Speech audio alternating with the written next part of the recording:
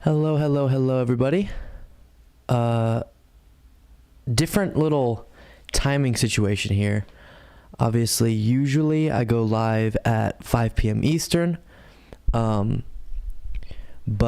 today what I'm going to do, because as I'm sure some of the regular viewers have noticed, I've been having to bounce lately because I've had a lot of dinners.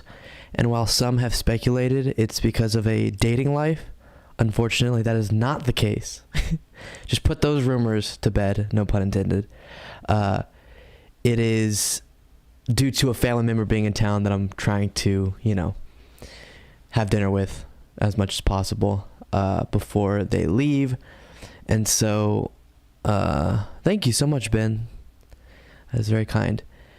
And so because of that, I keep not being able to do my multiple hours of fun React content in the evenings, because I do the news portion and then I bounce and I go straight to dinner. So I thought today instead I would start the live stream early and do the fun stuff, not the fun stuff, it's all fun, but do the React content first and then the news after. Do we want to do that, or should I just do the news? Say the people who hopped on super quickly when I went live, let's do a quick poll. Actually, I just decided for people watching this after, I want to just have the news at the front like I always do. So hopefully no one who hops on at 5 will be aggravated that we already did the news. I don't think they will. We should be fine. But then after we get through the news, since we're starting early, we'll be able to do some React stuff. I don't have to leave until 3 hours from now. So we have a good bit of time to get through some fun stuff.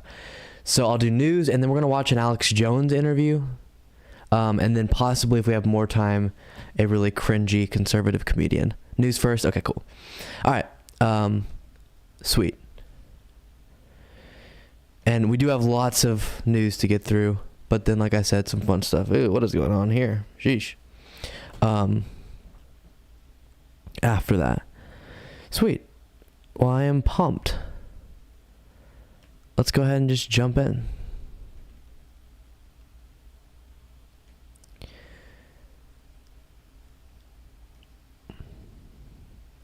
A moment occurred on Real America's Voice that was a little bit disturbing, but also brings up an interesting conversation about 2024. And really, while this seems like just another Marjorie Taylor Greene story because she's one of the most prominent kind of radical right-wingers, that's not what it is by itself.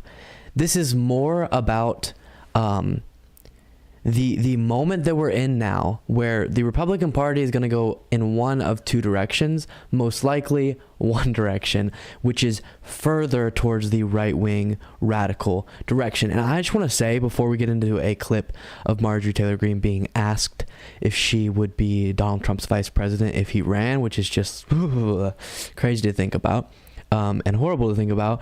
I do want to say, if you're a normal conservative, let's call it that, a normal, kind of old-fashioned, more moderate, Mitt Romney style conservative or whatever, a Reagan conservative, I just want to say, I'm sorry to you. I'm also not, because I feel like you enabled this a little bit by allowing these candidates to rise to prominence, but also I understand that there are people who hate the left, but also don't like the direction that the right is going right now.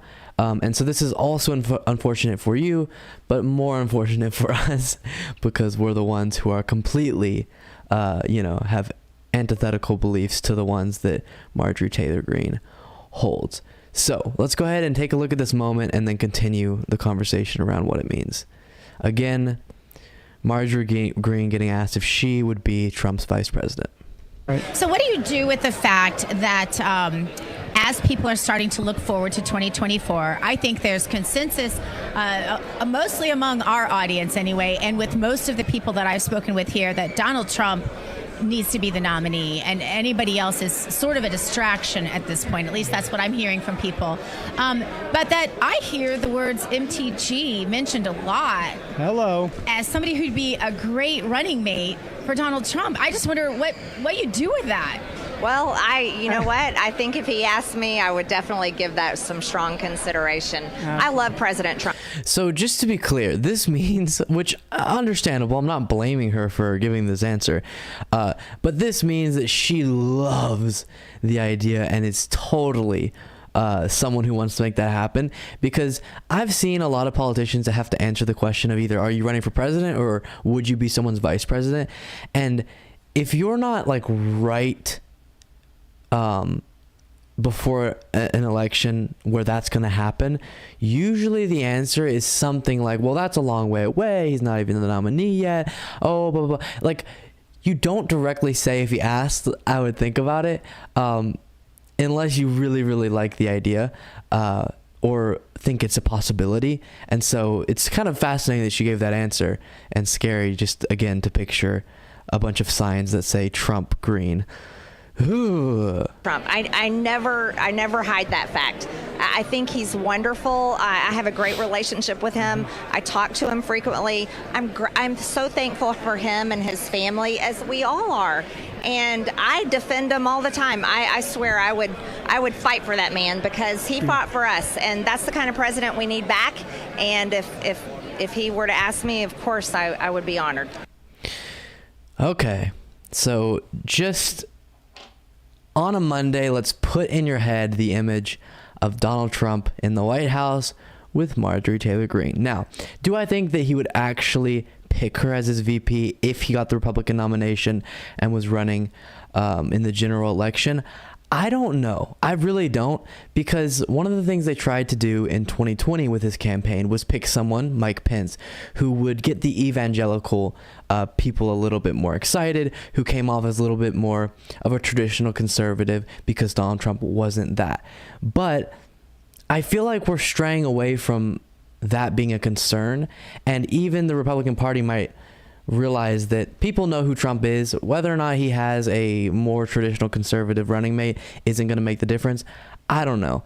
And then also, what I was saying before is, I do think this represents a moment in the Republican Party's history that's going to be very much of a defining moment. Obviously, Donald Trump getting the nomination and winning is a big historical moment for the Republican Party in the direction that they went. But on top of that, if after Trump's, time in the White House, after he lost, after all the election denying stuff, and now this whole movement being built around either you're someone who recognizes the election wasn't stolen or you pretend that it was stolen, which direction will the prominent Republican Party go is an interesting one. I don't think it's the biggest guess in the world, but it is a guess, because we've seen polling coming out recently that a lot of the Republican Party is sick of Donald Trump. Does that mean they're sick of the lying, the unhinged nature of him, and those types of things? Maybe not, because the second person is Ron DeSantis, who isn't some Boy Scout, we'll say. And so my sense is people are getting sick of Trump and his mistakes and the bad information that's coming out about him and the way that he's dealt with the election. But I don't know if they're sick of MAGA-ism, or Trump-ism. I think they're sick of Trump, but not Trumpism. So that poll that we saw, that 50-something% of Republicans don't want Trump to be the nominee, is good because it could prevent Trump from being in office. But I don't think it represents a travel back to reason in the Republican Party generally, even though I do think there's some percentage that is a lot more reasonable, who would prefer someone more like Mitt Romney, who would still be conservative but not so wacky. But anyways, Marjorie Taylor Greene as Trump's VP, if that ticket could win, I honestly don't know what my brain would do. Just melt out of my ears that that's the country we lived in. Who knows? And I really don't want to have to know the answer to that question. Let's check in on the chat.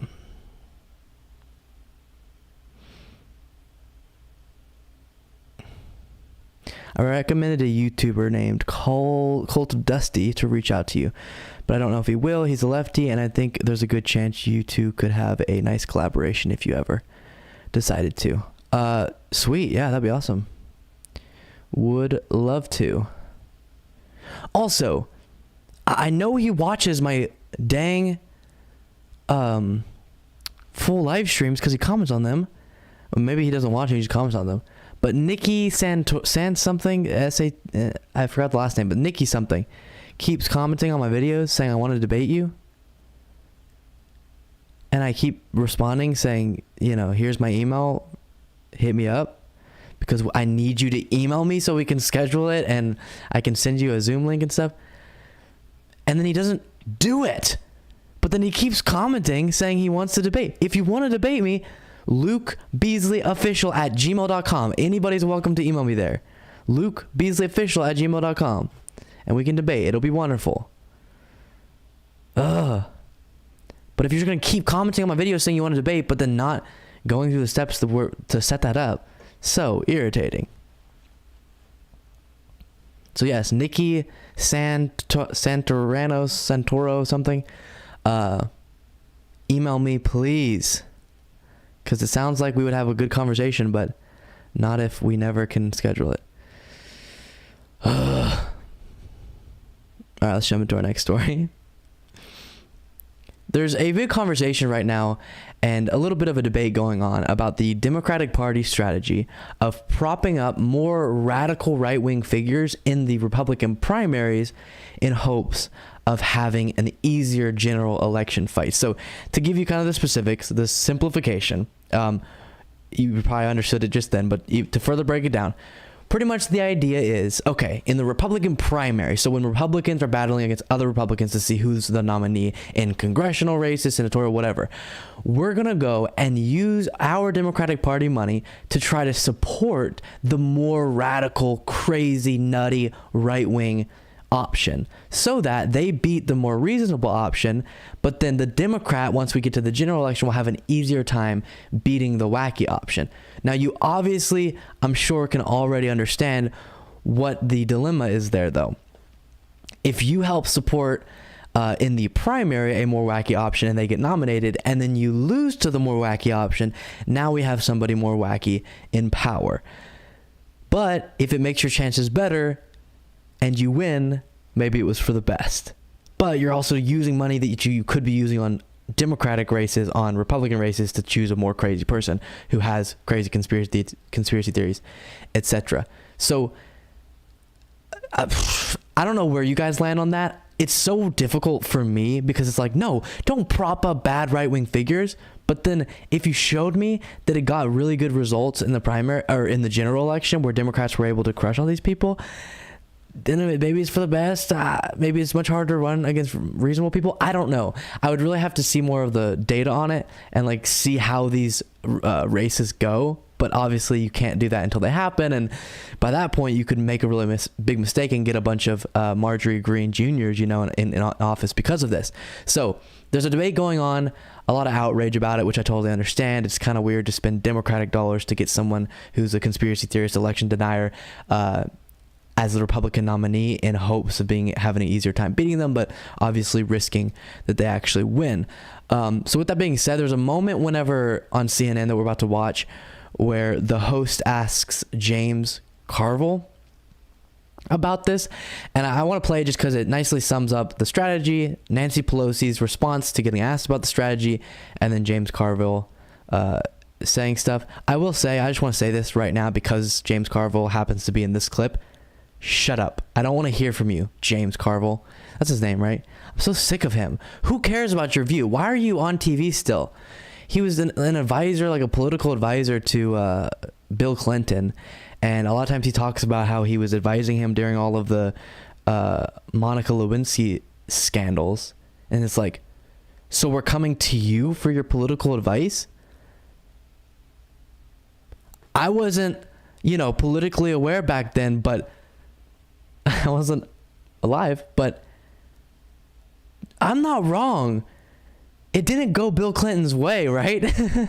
He ended up having to leave office. So why are we going to this geezer for his opinion? I have no clue. Anyways, and sorry, I use the word geezer. I don't mean that in the literal term. It has a meaning. I use it as like doofus, even though it does mean old person. That's not what I mean by it. Sorry. Why are we going to this doofus for his opinion? All right. And I have to ask you about this, James, because I mean, this has been something that's been talked about quite a bit in Democratic circles as to whether or not this is a good idea. We've seen efforts by Democratic campaigns and outside groups to tilt the playing field in their favor by propping up extremist Republican candidates in some of these races, some of these very critical races around the country. The idea that it would make it easier for Democrats to win. But on the flip side, if the vote doesn't go their way, you could end up with conspiracy theorists, election deniers, and so on, in some pretty important places. Let's listen to what House Speaker Nancy Pelosi had to say about it. So this is Pelosi's response when she got asked about this strategy. I said that we need a strong Republican Party, not a cult of personality. That didn't mean we shouldn't have a strong Democratic Party as well. And the political decisions that are made out there are made in furtherance of our winning the election, because we think the contrast between Democrats and Republicans as they are now is so drastic that we have to win.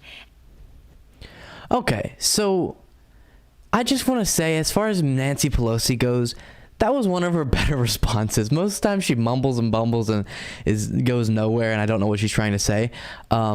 So that was a good explanation. You're saying, listen, I believe we should have more moderate Republican candidates, but I also believe right now as the Republican Party stands, they're dangerous and Democrats are way better. So we're going to do everything we possibly can to try to beat them, even if that means propping up worse candidates in the primary. Do we agree with it? I don't know. Was that a good response within the context of the question? Yes, I do think it was. Now here's James Carville, even though nobody wants to hear what you have to say. He just annoys me so much.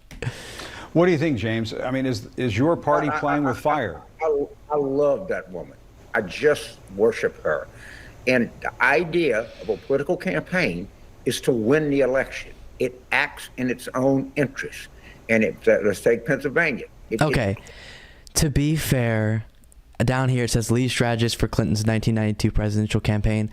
So yes, he has, credibility because he helped Bill Clinton win his re-election, and that was a good, election on Bill Clinton's part. So I'm sure he has political knowledge. He just annoys me for some reason. Clearly was in Josh Shapiro's interest if the Republicans nominate Doug Mastriano. I've done the same thing. I would do the same thing. I don't see any ethical or moral problem with doing this. And again, I think most of the opposition to this is from the pontifical class, mostly located on the coast. Okay, so I don't know what that last point was. I think, okay, whatever.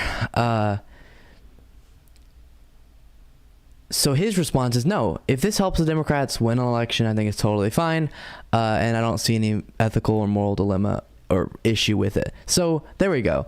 I again recognize what the issue is, what the controversy is about, because you do have a situation where someone really bad could end up getting in office, in part because of the support of the Democratic Party and the bolstering of them in the primary, if they end up going through and winning a general election. And we've now seen, just like how the Democratic Party tried to help Trump, they favored Trump in the primary in 2015 because they thought he would be easier to beat, and then we got Trump as the president. So it's, I guess you could say, a high risk, high reward, but a really, really, really high risk.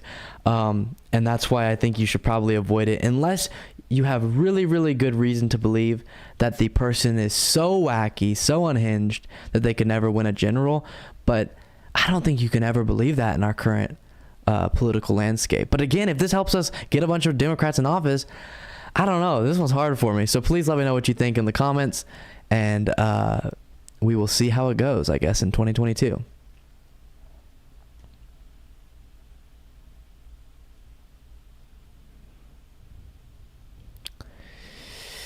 But if Carville told Clinton to go play sax on the, like in a show, then he absolutely helped humanize him get elected. It's the economy stupid guy. Okay, that's good then. I don't know why Carville upsets me so much. He's just irritating. But Okay.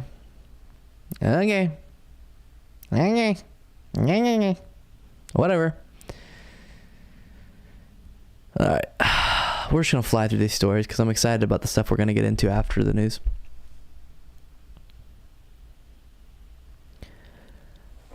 I have for you the most cringy moment on television in a very long time that happened on Fox and Friends. We're going to get to that. But at first, I have to break down the setup to it. And I'm sure you may have heard parts of this, but it is just too unbelievable. So Fox and Friends, a morning show on Fox, was just reading a poll that revealed, or a series of polls that revealed Ron DeSantis is surging a lot in the polls and that Donald Trump isn't as popular in the Republican Party as he has been before. And they did start out the segment about talking that in a Turning Point USA event, they did a straw poll of, 300 of the people who are there, whatever, and it showed that Trump had 80% support. But that's one event. That's not using good polling practices. That's not a proper poll. That's just, seeing what an event feels about the political landscape, which is fun, interesting to hear, but not at all the same as proper polling done by polling institutions. And so after reading this 80% poll popularity among this event, they give some context of, but this isn't what we're seeing across the country with actual polls. And Trump freaks out on Truth Social. Afterwards, we're going to get to that. But that's not the crazy part, okay? The crazy part is once Trump freaks out, they come back on Fox and Friends and have the most awkward interaction I've ever seen. But first, here's the original moment where they're talking about this polling. We've got people from all across the country convening in Tampa. I am thinking about that is a little different than a couple of other polls that we've seen over the last couple of weeks. 2 weeks ago in Florida, Blueprint Polling did a poll. DeSantis leads the former president in all age groupings. Then there was a University of New Hampshire poll in June. DeSantis actually led Trump 39-37. And that New York Times Siena a college poll that we've cited quite a few times, less than half of Republican voters back Donald Trump as their preferred choice. So it's like the young people who are activists at that event, like the former president, but looking at these other polls, different answer. Yeah. So very reasonable. You're just reading polls. You're not giving your own opinion on who you think the Republican nominee should be, whatever. So Trump, we don't need to read it, but he just goes on and says that, Fox and Friends is now on the dark side and they gave no context and horrible, horrible, horrible. So he tweets that out or sends that out on Truth Social, and they come back on, and this is their interaction another day when talking about polling. I literally cannot tell you how cringy this is. Okay. 55% of Republicans or people leaning Republican want somebody other than Donald Trump to run. That's up 6% from their earlier poll. And if the former president's watching, you should know those are just the numbers you're relaying. You didn't come up with those numbers, right? CNN came. If the former president, there's way more, so don't think that's just it. If the former president is watching, we didn't come up with those polls. That was CNN. What? You have a massive audience, but you only hear about one person who's watching. Come up with it. Ainsley said that if this was a fascinating poll. It is. That's why we just talked about it. And they are right as often as Haley's Comet comes by every 7 years. So you're just saying all we talked about for the last 4 minutes is not accurate? So, man over here, gosh, what's his name? Let's see. Kilmeade. Brian Kilmeade, and this is Ducey. So Kilmeade goes, if the former president's watching, that's CNN. And then Ducey goes, well, yeah. And then Kilmeade's like, and CNN is barely ever right. And then Ducey's like, okay, so everything that we've been talking about has been wrong then? Is that what you're saying? Correct. I'm just saying if Donald Trump is watching, and if Donald Trump is watching, just let him know we didn't come up with that number. That's what the poll said. So you can tell now that Ducey's getting kind of annoyed because he's like, I don't want to have to, like, I'll kiss up to Trump, but I don't want to have to sit here and talk directly to him through the camera and not be able to just normally give some of these polls without apologizing for it. So then there's a little bit of tension coming up. Absolutely. I was talking to, Yeah. I was talking to a pollster about these numbers, and they seem to be across the board regarding so few people on the Democratic Party want Joe to It's run. just too soon to tell. There's so many different polls, and they all say different It's a things. long But the ways majority away. of the Democratic polls do say the majority of Democrats want a different candidate. But didn't they just sample 360 people? I don't know the number. Is that what it was? 1,000. Yeah, 362 registered voters. Okay, In the so CNN not poll. a big group. So Yeah. it's not exactly 340 million, but I'm sure some scientists would make sense of that. I don't know what's happening, but can I just say about Fox and Friends? Can we just get a desk that y'all all sit around? Because this whole that you're sitting on a couch and then we're having to watch you awkwardly shift around on the couch, and then when you have to look at a piece of paper, you're crouching way down to a coffee table, and Kilmeade the whole time, I don't know if you noticed this, he'll just be staring directly at the camera when someone else is talking, look at right there, and his knees are awkwardly adjusting. This just is such a weird dynamic on that show. Anyways, so we are so sorry, Trump, that we're giving accurate poll or that we're giving poll numbers, and they have to explicitly say, so he won't go after them, that this isn't our opinion. This is just a poll by CNN, and they're not even right. It's so awkward. Oh my gosh, what is the world? See, while I recognize that there's lots of issues with the more liberal mainstream media, they don't care as much about what individual politicians think of their show. They care. They want access. They care about access journalism. They're not going to go too hard against certain people. But they're not sitting there thinking, do I have to not read this poll and explicitly say on air, hey, Joe Biden, I just want you to know, if you're watching our show today, that we don't believe this. We're just reading a poll. It's wild. That's just so wild that on a major, cable network, they really are having to cater to one person, and that's Donald Trump. They're thinking about one viewer out of their millions, probably. Crazy.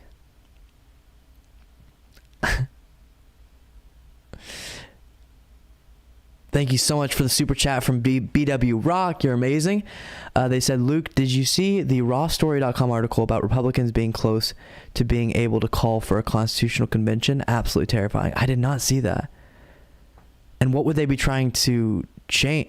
Completely doing a new constitution or amending it? Yeah, Ainsley Earhart is the woman in the Fox and Friends.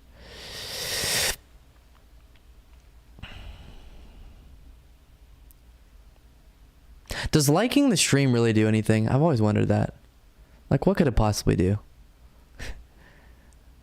Because everyone's always saying, like the stream, but I don't know if it actually... If it does, like the stream, whatever. I don't really care. I'll look at that rawstory.com thing. Maybe we'll read it after we get through the news. All right. Let's do our next story. A really, really awkward and slimy and, avoiding the question type moment happened on Meet the Press with Chuck Todd, where Joe Manchin was asked one of the simplest questions I think you could ever conceive of when you're talking to a member of a political party, which is, do you hope that your political party will keep the House and the Senate in the midterms? And Joe Manchin refuses to answer. It is so awkward. Just say yes, you're a Democrat. Just say, yeah, of course I want my party to win. Watch all of it. It's so awkward and so evasive and slimy. Let's take a look. Do you hope Democrats keep control of the House and Senate? I think people are sick and tired of politics, Chuck. I really do. Oh my gosh, Joe, that's so funny because that's not the question that he asked you. He didn't ask if people are sick and tired of politics. They asked if you want your political party to hold power, which has massive repercussions. That is the difference between Joe Biden and the Democrats being able to do something in the next 2 years and absolutely nothing. I think they're sick and tired of Democrats and Republicans fighting and feuding and holding pieces of legislation hostage because they didn't get what they wanted. Coming from the guy who's been holding every piece of legislation hostage for the last multiple years. Oh, he makes me so angry. Or something, or someone might get credit for something. Why don't we start doing something for our country? Why don't we just say, I totally agree with you. How about you support amazing legislation that's been proposed that you have blocked? this is good for America? I've always said the best politics is good government. Do something good, Chuck.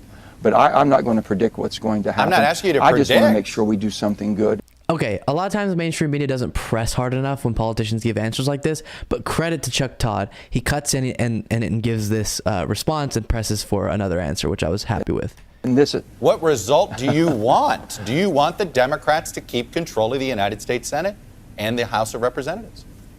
oh, I love, I'm not making those choices or He almost did it and then was like, no, I'm actually really enjoying completely being an idiot. He was like, I would love, I can't tell you who's going to win. That's not the question. Oh. the decisions on that. I'm going to work with whatever I have. I've always said that. I think the Democrats have great candidates that are running. They're good people I've worked with. And I have a tremendous amount of respect and friendship with my Republican colleagues. So I can work on either side very easily. So you don't care I don't the have outcome? a problem. You don't care about the outcome this year of the election? Well, whatever the voters choose, I can't decide what's going to happen. I know Joe Manchin does not know who I am, will likely never know who I am, but I just need to say, as if I'm speaking to you, Joe Manchin, you are a disgusting human. I dislike you with every bone in my body. In Kansas or California or Texas, I really can't. I've always taken the approach, whoever you send me. Listen, you can be conservative, you can be whatever, you can be corrupt, as many people are, and we can dislike you for those things, but to blatantly insult our intelligence by giving this type of answer, when you're asked, do you want your political party to win in the midterms, and you say, I can't make the decision for the voters, you are looking into the camera and saying, I think you're stupid.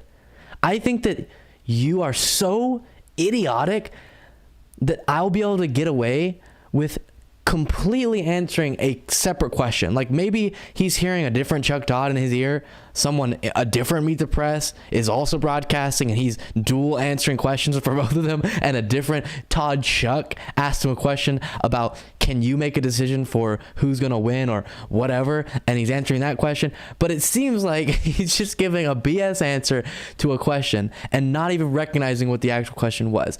The question is, do you want the Democrats to win? Not, do you think they will win? Not, do you, think that you're the one who has the power to decide if they win? Just, do you want them to? In your personal little heart, do you want the Democrats to win? And he goes, I can't make the decision for the voters. Oh, wow, that's crazy. That wasn't the question. That's your representative, and I respect them. And I respect the state for the people they sent, and I give it my best to work with them to do the best for my country. I don't play the politics that way. I don't like it that way. That's not who I am. I don't play the politics, as he's literally doing like a TV caricature version of a politician. Like, I don't play politics, but let me now spend an entire minute avoiding the question that you're asking, Chuck Todd.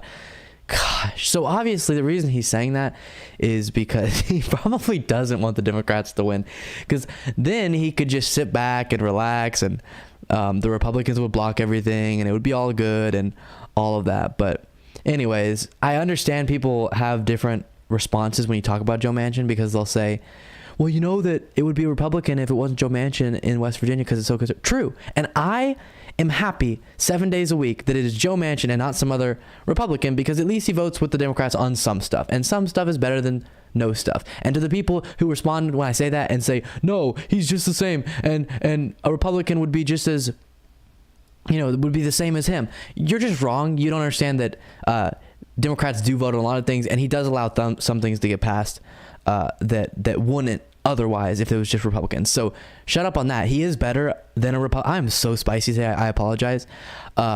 He is better than a Republican, and I'm happy that it's him and representing West Virginia and not a Republican. But also, he could be less slimy, and that's what I want, and that's why I dislike him so much. And he could be less corrupt. He could be more morally sound and virtuous, and that's what makes me so angry about him, and he stands in the way of so much progress. So anyways, Joe Manchin, you're so irritating, and that's a great example of it.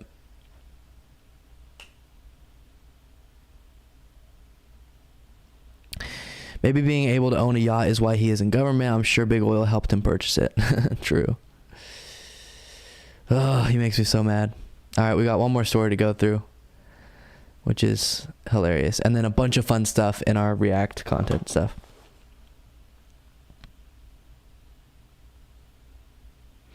All right, let's do it. I think all the glitchy stuff went away, by the way. I don't know why that is, but I'm happy about it. So Donald Trump is participating in this golf tournament thing where professional players are involved and also other figures. And it originally sparked controversy because it's backed by Saudi Arabian money. The Saudi Arabian government is funding it, and the family of 9/11 victims raised the concern and the kind of anger towards the fact that figures such as Donald Trump were participating in this event because of Saudi Arabia's suspected involvement in the 9/11 attacks and all of those things. And also a bunch of stuff the Saudi Arabian government is doing that is super, super harmful and dangerous. So with all that being said, separate from that, a lot of people are at this event that are big right-wing figures. And there's a moment here where the whole crowd is chanting. This is why it went viral. The whole crowd is chanting, "Let's go Brandon," which, if you missed it, is the replacement for saying F Joe Biden. It's like "Let's go Brandon" is the code word for it, like what a bunch of middle schoolers would do. But they're all chanting "Let's go Brandon," and the camera pans to see Donald Trump's reaction, and with him is Tucker Carlson, Marjorie Taylor Greene, and some other people. And let's watch this clip. But then this isn't just let's talk about all these people at a golf tournament. That's stupid. That's why I didn't even really cover the original golf tournament story about Trump participating in it, because of course that's irrelevant. There's a larger point around it that I want to make, but first let's just take a look at this.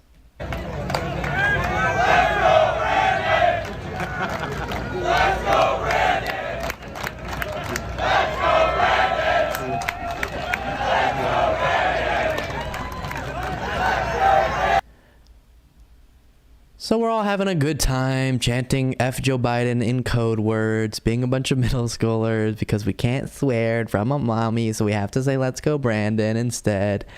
But whatever. That's not so important to me. What's important is this scene. Marjorie Taylor Greene next to Tucker Carlson, next to Donald Trump, next to Donald Trump Jr., next to Kimberly screaming Guilfoyle. So why is that image so profound to me? I think it represents the reason why the right beats the left so often on branding. I think the actual core of the message, as vague and general as you can make it on either side, the left has a much more appealing core, right? There's, at its best and at its roots, being progressive is about allowing people to be who they are, allowing people to have good, meaningful individual rights, pursue a life that makes them happy, and then economically, it's all about trying to get the government to work for the average person, to take a little bit of the burden off of people economically, to set up systems that work amazing in other countries. At its core, I do think the country as a whole would buy into our messaging if our messaging was better, because the core of our message is awesome, but then our messaging sucks a lot of times. And so part of the reason for that is there's no coordination between politicians, media, in the way that there is on the right. Now, is there buddy-buddy between certain cable figures and politicians? Even the example of Chris Cuomo and his brother Andrew Cuomo? Obviously, yes. So this does occur in liberal circles as well. But the level of friendship, communication, coordination between right-wing figures within government and media and beyond is very, very significant. And it's the reason that you see no one's talking about CRT, and all of a sudden everyone's talking about CRT. And every single person on every right-wing YouTube channel, cable news show, Donald Trump, Marjorie Taylor Greene, is saying CRT is the biggest threat to your children. It's not because there's a secret memo that goes around or it's some conspiracy. No, it's because they first have relationships with one another, and they also watch each other closely and try to follow the same messaging, to let their message be heard loudly and clearly by as many people as possible. And they're really effective at it. Why is it that all of a sudden people are talking about for multiple days Dr. Seuss? And every right-wing show that I've ever seen is talking about how Dr. Seuss is getting canceled because of crazy woke mob. And all of, the cable news shows on Fox, for example, is covering it. And then the minority leader, Kevin McCarthy, is reading a Dr. Seuss book saying it's not canceled in Congress just like that. It's because there's this synchronization, there's this understanding that we're on the same team and we're pushing for the same thing. There is much less of that on the left, and I think it's to our detriment. Now, should we be dishonest and push messaging we don't believe in, all that? No. But if we were much more rigid and uniformed with our messaging and didn't constantly infight and didn't constantly try to tear each other down, we would have a better chance at getting our message out there. And also, we would have a better chance of characterizing ourselves the way that we want to be characterized and not the way that the right characterizes us. Like, a good example of this is I don't think we should be defending Joe Biden every single day for every single thing he does at all. But to give you the comparison, when Trump did something that was unpopular generally in the country, every single right-wing media station kicked into gear to defend him for it. Whenever Joe Biden is doing his day-to-day activities, no one's really defending him that aggressively. And that's part of the reason why his poll numbers are so in the dumps. It's like even most liberals go, yeah, Joe Biden's kind of a mess right now. And that's part of the reason why you get this consensus around Joe Biden having been a failure, even though he's done a lot more positive things than Donald Trump ever did. And you could pump those up much more. And so this image, again, represents that to me. It represents there's a congresswoman, the largest, cable news host who's a right-winger, Trump, his son, the son's wife, all together, all friendly with one another, all talking with one another about what they want for the future of the country. And there's this level of understanding that they're pushing for the same goal and they're on the same team. And I don't think we have that on the left. And so then we don't unify to the extent that we would need to dominate them, when I think we could dominate them just based on the core of our messaging. Now, when we get distracted with the far, far edge of the left that only wants to talk about, crazy this stuff and is kind of wacky in their own right, and that's what we let us be characterized as, we have no chance. We can't unify around that. But if we unify around the core of the message that I think is truly progressive, I think most people buy into the idea that we should have a better healthcare system, that we should do everything in our power to have people have good, justified wages that represent the value they're putting into the economy. And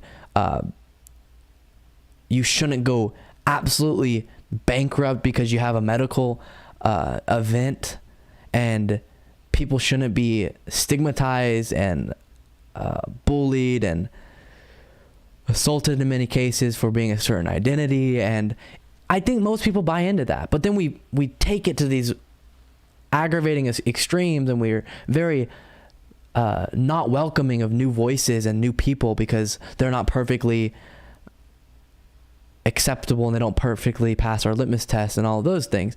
So if we could get to the core issues that we actually believe in and keep it to those, and then be more uniformed and on the same team with our messaging, I really do think we could do much better politically, as we see the right do, even though their messaging is not popular. Their messaging is popular. Their actual message, what they actually mean, isn't popular. What they do when they get in power is cut taxes for wealthy people and what?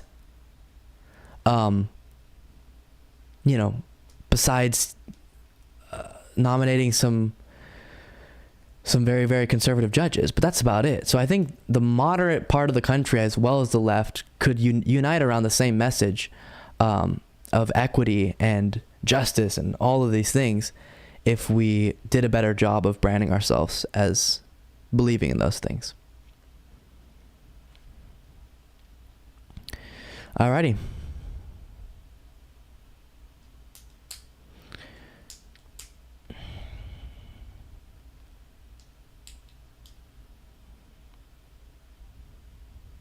Hey, Chris, what's up? All right, now we got to get to this shish kebab. So most of y'all probably aren't aware, but maybe, of a guy named Greenwald. I think so. He was a journalist and then was a liberal. Like, he was a liberal while he was a journalist, presumably, but then was one of those people who realized you can get a lot of prominence and money by saying you used to be a liberal, but then the left just turned so crazy, so now I'm still a person on the left, but I just spend all of my time bolstering right-wing talking points and supporting right-wing figures and attacking the left. So I think you should criticize the left for sure, because we're wrong sometimes and some people in our movement are stupid. But if you also only uplift right-wing talking points and don't also criticize them, then you're a little bit of a grifter, or you're dishonest, or you actually just believe in right-wing concepts. So with that being said, he had Alex Jones in an interview setting for Alex Jones's new movie, I think, Alex's War, which, okay.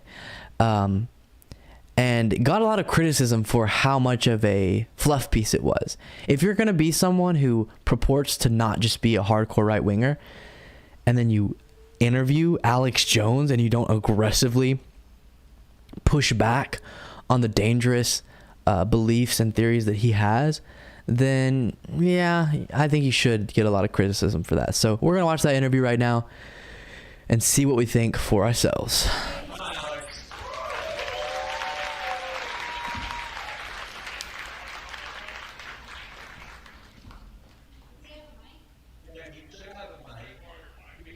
I'll buy your bike. Sure. No, I mean,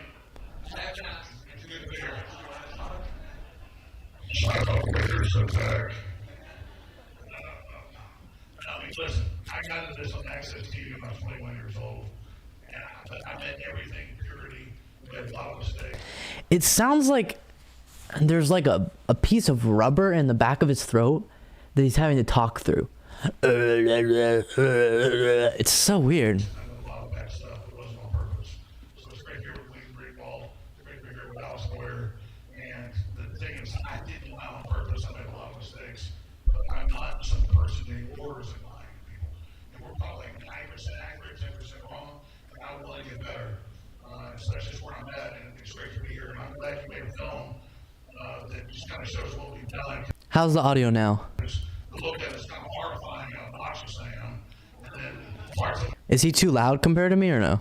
they're good, but I did this from a pure place. And that's the end of the day, like, I did not lie to people on purpose. I did make mistakes on purpose, and I'm just glad you guys made this film.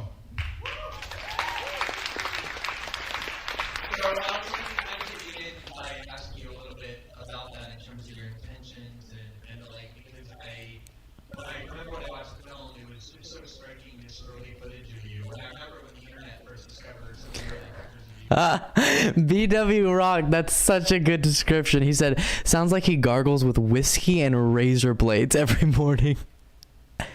So true.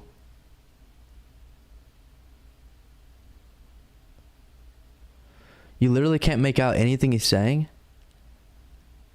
That's so weird. Wait, what?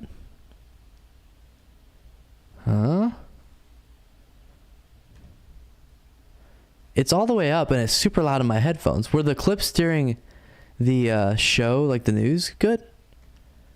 Because I haven't changed anything. From your public access days in Austin, I remember liberals being almost horrified. They put this cognitive dissonance, like we're supposed to look at him as if spinning concert, and these pictures are disturbing the anthem in this like very mainstream, normal way. Wait, wait, what did you just say? We were supposed to think he was a spitting lunatic, but he was disturbingly handsome? Glenn, calm down. What do y'all think?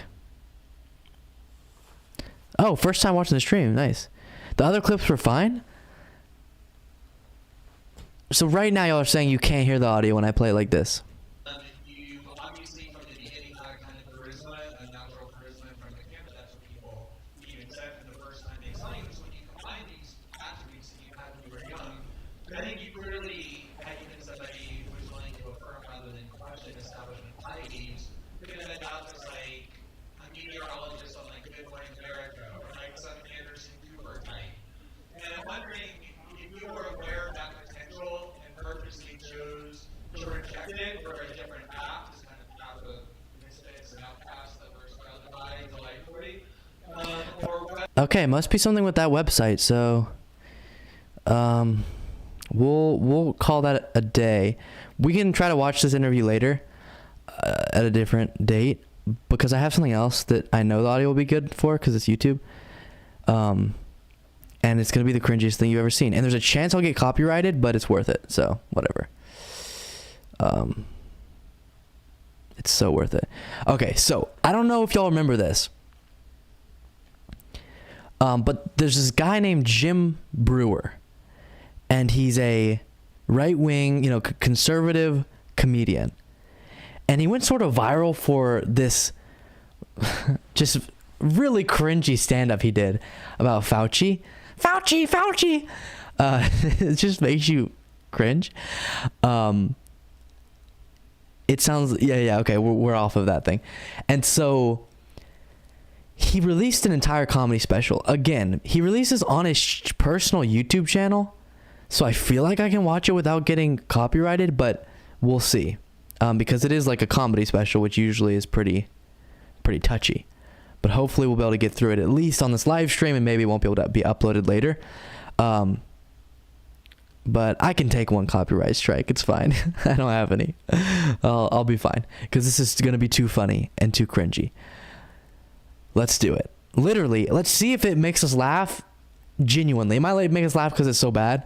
But I saw some clips, and I didn't get how anyone could find it humorous at all. So, let's go. Ladies and gentlemen, welcome to the stage, Jim Breuer!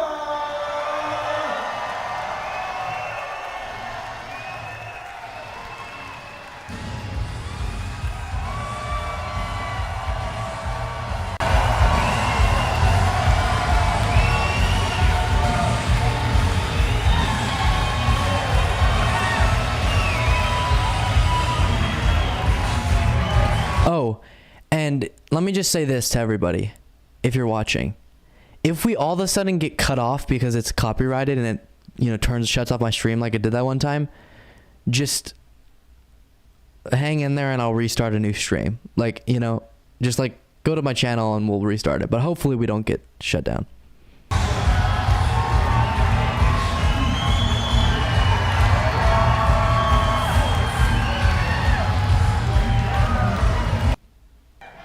Well, thank you all for coming out and risking your lives.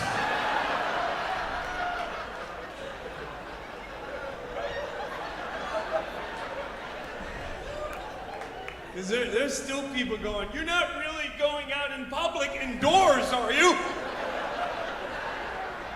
The Delta, the Omega, the Charlie Brown. Stay inside! This is never ending!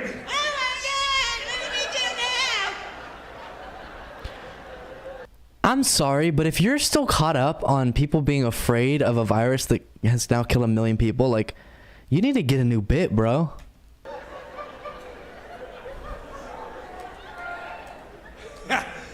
Holy crow. Poor old people would just stay in the basement. How long am I supposed to stay there? We'll come get you in a safe. Again, guys, Whatever. Yeah.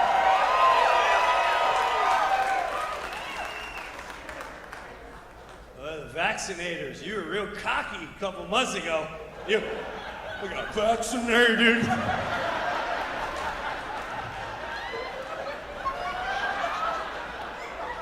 Got my second shot April 19th. I can't get sick from the corona. I'm vaccinated. I'm literally, guys, I'm feeling physical results right now or outcomes of listening to this. This is so painful.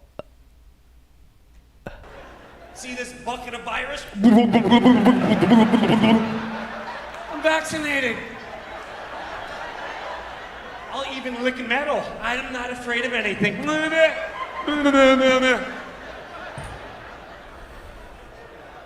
I don't have to wear a mask. Just to be clear, I don't know if anyone's watching this like, oh wow, Luke doesn't get comedy. I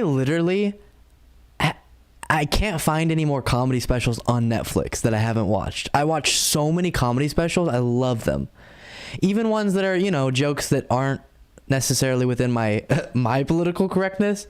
I still like generally the comedy. And I see why it's funny. I've watched so many. So I'm not just like horrible at enjoying a good laugh. I just don't get the jokes that are there. It's like, no, people who were like, part of a joke is there's truth to it, and like the whole people thought they couldn't get sick from a vaccine, or if they had the vaccine. That's not true. People knew that they could, that it was just a lower percentage chance. People vaccinated are getting sick. What? See, he just said that. No, we know people are, it just decreases your chances. Does anyone understand in the conservative movement how vaccines work? I mean, a lot of conservatives got the vaccine, but I mean in the anti-vax movement. You need a new booster. What?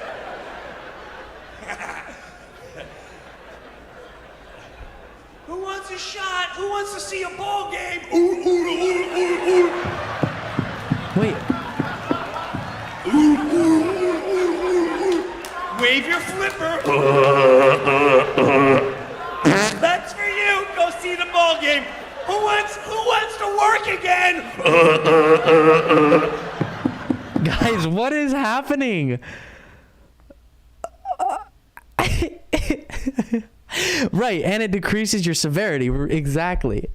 And even now, like, it doesn't decrease your chance of getting it super significantly like it did for the first variant. It's just gonna protect you from dying a lot better. Oh my god, this is so weird. Oh, I stopped at a good part. His tongue's out. Like, you have to set up the joke first. You can't just say, you remember people wanted vaccines? Like, that's not a joke. You gotta set it up and then get to the whatever, sea lion bit that you're doing. That's for you. Who wants their kids educated? What's in the shot? It's safe. Don't worry. Don't worry.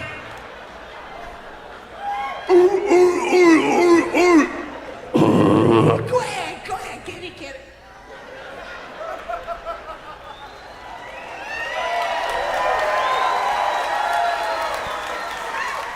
We're cheering for that? Guys, I've never done comedy a day in my life, and I could have come up with that bit.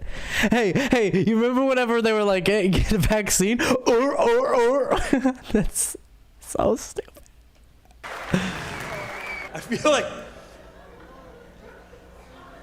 I mean, when I take all the steps back, I feel like this is gonna be a Broadway play in 3 years. You know what I mean? Like, what?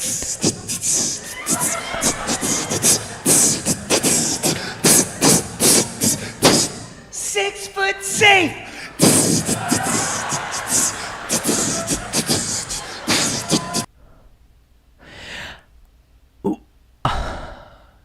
So,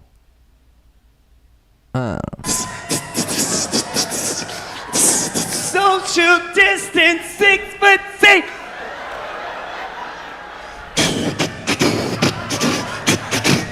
5 foot danger. 6 foot safe. 5 foot danger. If you're 6 foot safe. So has the audience watching this ever seen another comedian before? Because if I went to a comedy show, as I've done, and I'm sitting there, and this is the comedy, I would not be going, oh my God. I would be so irritated that he stole my money and this is what I got. I'm 5 foot danger. I'm coming to breathe on you.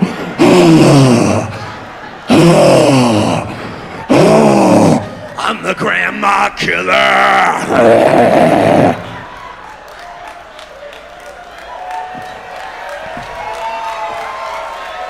So, okay. So let me break this down. The joke has to be, right, if this is the whole bit, that it wasn't killing people, right? Like, that has to be the joke. Because it would be funny if a bunch of people were afraid of something that wasn't actually killing many people. That would be funny. But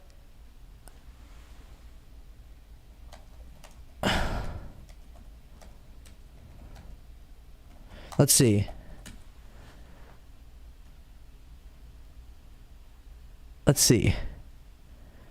Okay, 1 million confirmed deaths in the United States, 6 million across the world. So I don't get the joke then, because again, I do see why it would be funny to do all this if people had just completely panicked about something that barely killed anybody. But 1 million people in just a couple years dying from the coronavirus, like, that would be the same as me doing a whole comedy bit.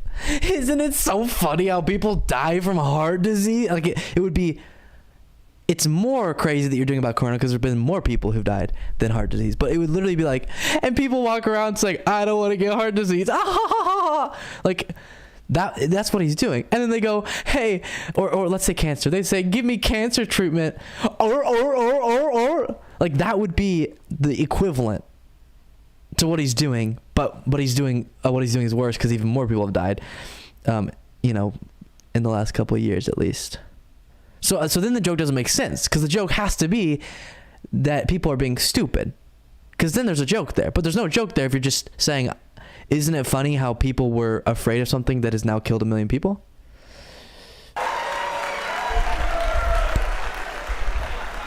Listen to the rules.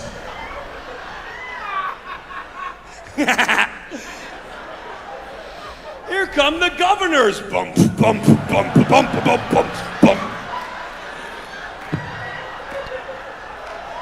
I really do think, like, you know, whenever you're a little kid, and then you go back and watch shows that you used to think were funny as a child, and you're like, wow, those jokes were so it's literally like, oh no, I farted, and as a little kid you're like, ah.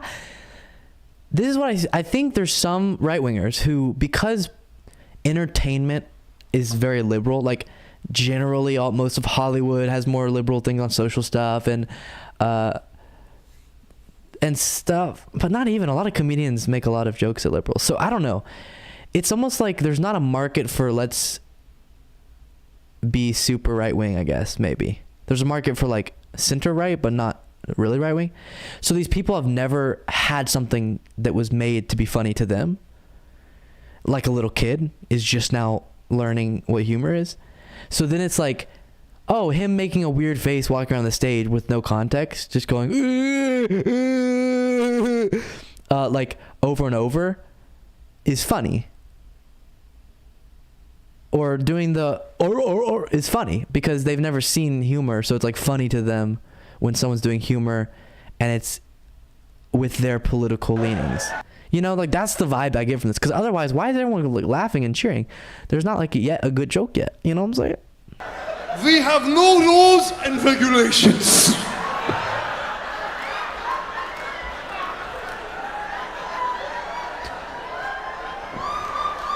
Guys, again, I've watched so much stand-up. You have to give some context for the body motions you're giving. Like, aren't they like this animal in the way that they do something and then you start pretending like it? But you're just doing random things with your body that no one knows why you're doing it. We shall determine who is essential. Wait, what? What's the context for the accent? That's hilarious. We shall determine who may go at your house and who shall have a muffin.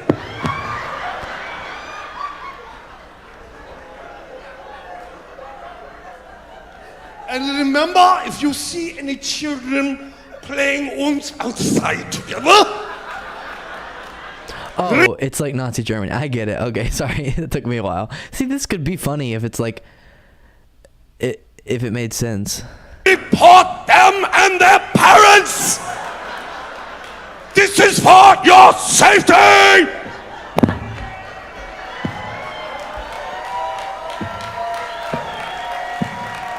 Six foot safe! Why is his tongue outside of his mouth so often? I feel like you gotta save that for a couple moments throughout a comedy special. Like, maybe don't have your tongue outside of the mouth for the majority of the special.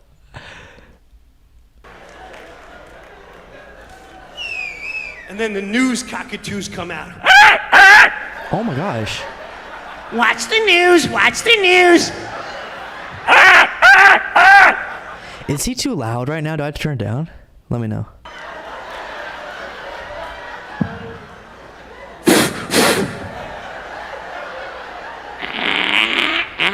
Trust the experts, trust the experts. Trust the science, trust the science. CDC.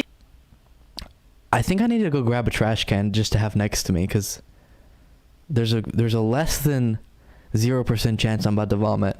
CDC, Dr. Fauci, Dr. Fauci. Mask on, mask off, 2 shots, 1 shot, mask on, 2 masks. Comply, comply. 6 foot safe. Do what you are told. It is for your safety. The only thing that I'll give him credit for is it's a little bit entertaining to watch someone who's, you know, not like an athlete, presumably, do like a lot of physical activity on stage. This is impressive. Most people would be dripping in sweat. Like, he's doing a lot. So that could be funny when you're distorting your body in a lot of ways, moving around the stage. Like, that's a funny way to do humor. You just have to have a joke with it too, you know?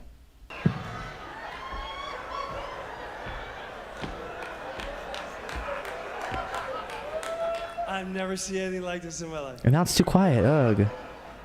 People want to fight and argue. You don't understand what's going on.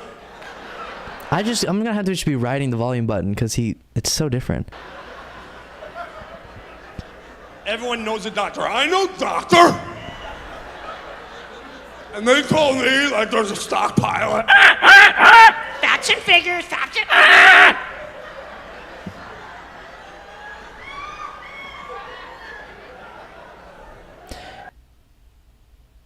Wait, that's the joke?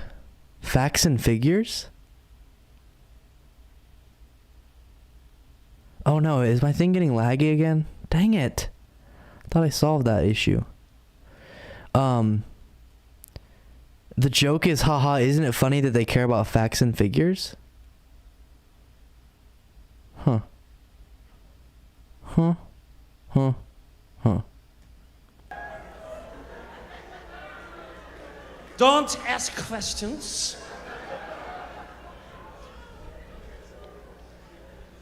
I've been flying on planes for months. Flying on a plane. This is when I knew, like, all right, this is so dangerous. Keep grandma in the basement. Wait for wait. Whoops. Yeah, apologies to all your ears. I can't do anything except for go up and down in response to him because he has the mic way down his chest and then he'll bring it way to his mouth, so it's like massive volume difference. So apologies for that. But okay. But you can go fly wherever you like. Now here's the best part. I don't know if you've been flying. They get you soon as you walk in the terminal. Make sure you wear your mask at all times. Do your part. Stay 6 foot safe. Yeah, that, you know when that doesn't work? It goes right the minute you board that plane. Everyone's like, oh. Come on, I want to get overhead space. Excuse me. Excuse me, we gotta get on the plane. There's not enough overhead space. And then here's the best part. Now you're on a plane. I'm on a tube. I'm in a tube. An enclosed tube. Okay? And then I'm sitting next to someone right here. And right here. And this person here, I know that he's about 3 bills. He's got high cholesterol.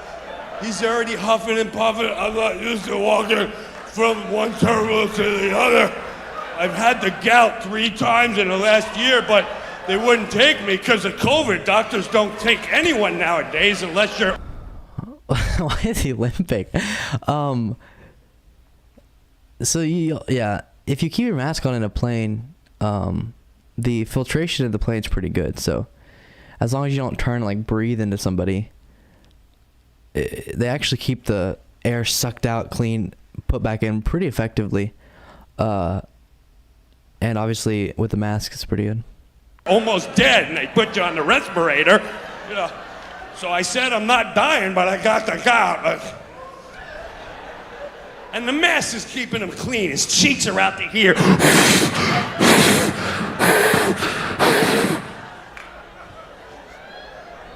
Oh, let's not forget the air vent above that he's too high to...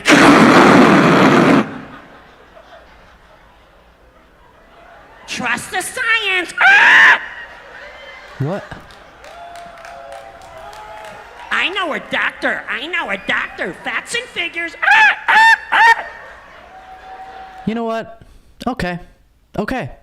If your best criticism of me as a a liberal, is that I scream facts and figures, that I care too much about facts, all right, fair enough. And that I listen too much to doctors, fair enough. I would rather be, someone who listens a lot to doctors, facts, and figures than gets my news from, like, a right-wing podcast. And then they walk up and down the aisles. It is a federal crime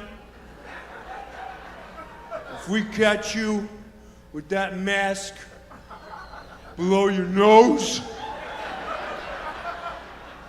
even though we're in a tube. Like, if you're in the audience, don't you think that he thinks you're kind of stupid? Like, that's what it comes off as. He thinks that you can't understand the concept of, like, percentages and stuff.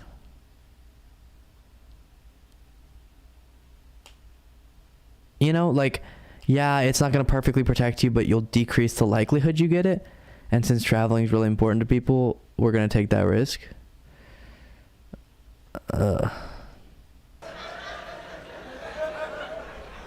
With the air vents and the guy with high cholesterol. You keep it on all times, or you may never fly again, and you may deal with federal punishment. But it's snack time, you can take them off. Oh, thank you! Thank you, science! Thank you, experts! I get to eat with no mask on. We're so safe when we eat peanuts. Isn't this fun? Thank God I'm safe.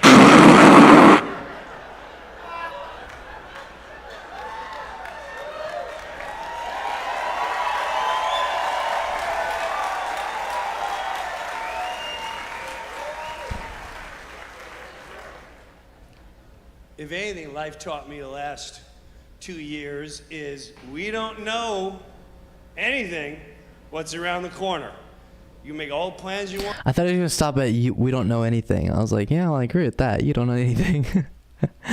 You could have been a CEO, your jobs are shut down. We have no clue how quick life just goes bloop, which made me crazy how many people they would put on the screen and media are getting offended. Everyone was offended. I'm offended by this, and I'm offended by that. Wait. What? He said one of the things, there wasn't even a logical train of thought there. He said one of the things that the COVID made me realize is how we don't know what's coming around the corner. And that's why did they put people on TV who were offended? What? And I want to talk about this, and I want to talk about that. And if you're that person, listen, man, life is offensive, okay?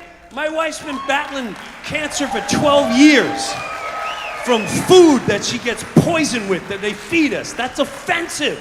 We can't see the elderly because we may kill them, even though they got 6 days to live. We'll see you one day, Grandma. Stay behind the glass. I feel much better with no human contact. Thank you, Dr. Fauci and CDC. And fear. Thank you. I bet you she'd rather have that touch and hug and be dead tomorrow than do this the rest of her life. I don't know, buddy. I don't know if most grandmothers would say I would rather a hug today and die tomorrow than having to take COVID precautions.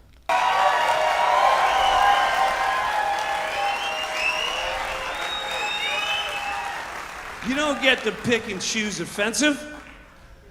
Last week, 2 Marines, hand to God, came to see me with their no knees, blown off, over in Afghanistan. Came in wheelchairs, followed me around. We laughed, they told their story.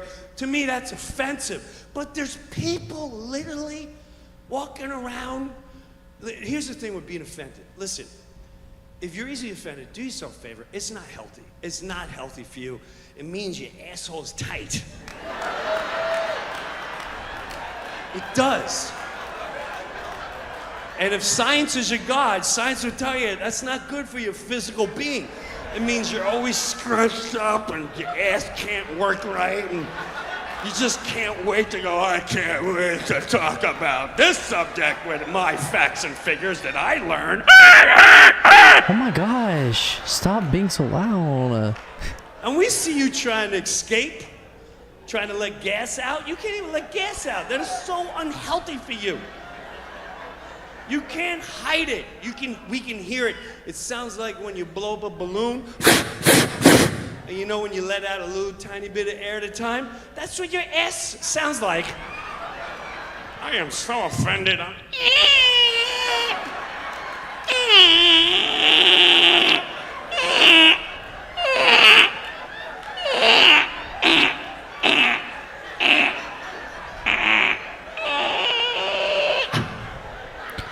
This could be funny. You know what? I could see how this could be funny, actually.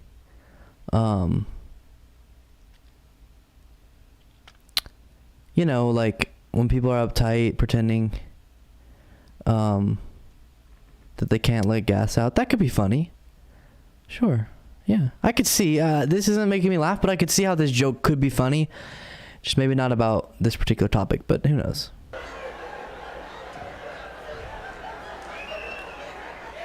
I mean, there's people out there going, you know, Bob, I'm losing work. I've been watching this new thing on the news, and I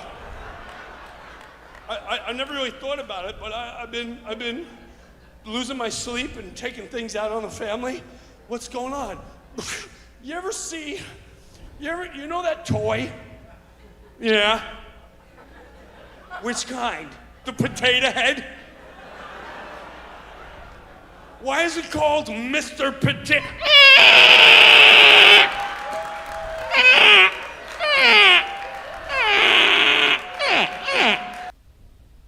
So this is obviously talking about whenever the company who owns Mr. Potato Head changed it to just Potato Head. But somebody I was watching made a good point that it was just like a decision by the company, because you can take all the parts off the potato head and put on female parts or male parts. So like that's what you do with a Mr. Potato Head.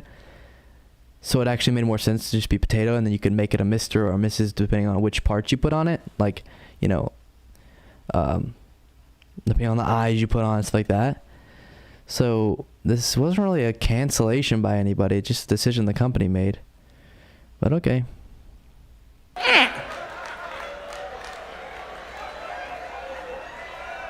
Can you imagine just waking up in the middle of the night? I can't take this anymore! Why is it called a Mr. Potato Head?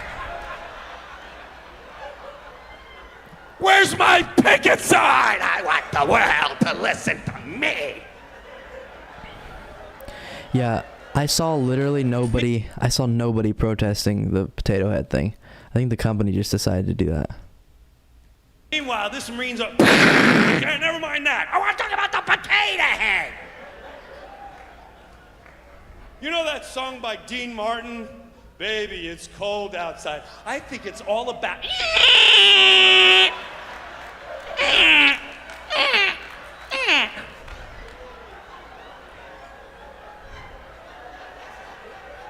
Huh? Babies are being born stillborn. I think Aunt Jemima should be taken up.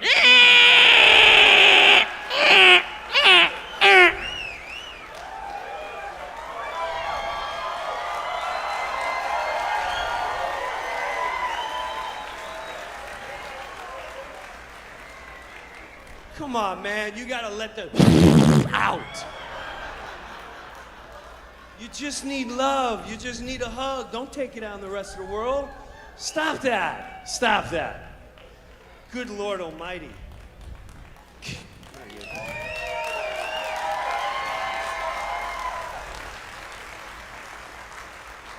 Kids growing up. Am I a boy or am I a girl? Am I an elephant or am I an it? I'm a who, a what, a where, a when? What am I? I don't know. What does TikTok say? I don't know. What am I? Today I'm a it, tomorrow I'm a her. Sometimes I'm a me, sometimes I don't know. I don't know what I am. They've shoved that down our throats. Gender, gender, gender, gender, gender. I'm an it, I'm a that, I'm a who, I'm a what, I'm a where. That's offensive that they're doing that to humanity. Hand to God, I know a 14-year-old child, 14-year-old boy, his mom decided to change his gender. Correct. Because he doesn't like his weenie. Hand to God, true story. That's a 14-year-old child. Have you ever seen? So yeah, he's lying. He's lying 100%. Kids are not getting their penis removed. That's not a thing that happens. But whatever. A 14-year-old boy, first of all, they're not even fully developed. They got long torsos. They got a big overbite with acne in the side of their head.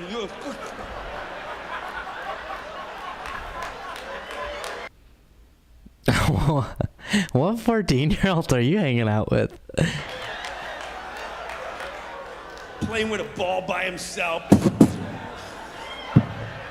Always saying, my bad, my bad.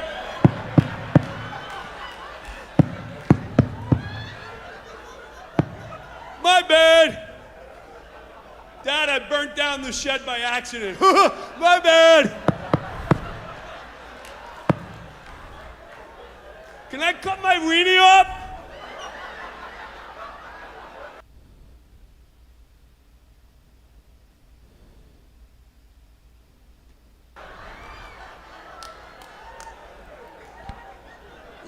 Let the children at least become adults before they can make a decision like that. That's already what happens. Sorry.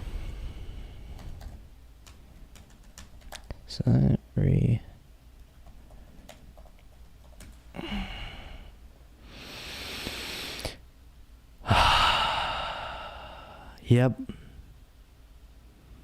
We already wait till people are adults to have sex reassignment surgery.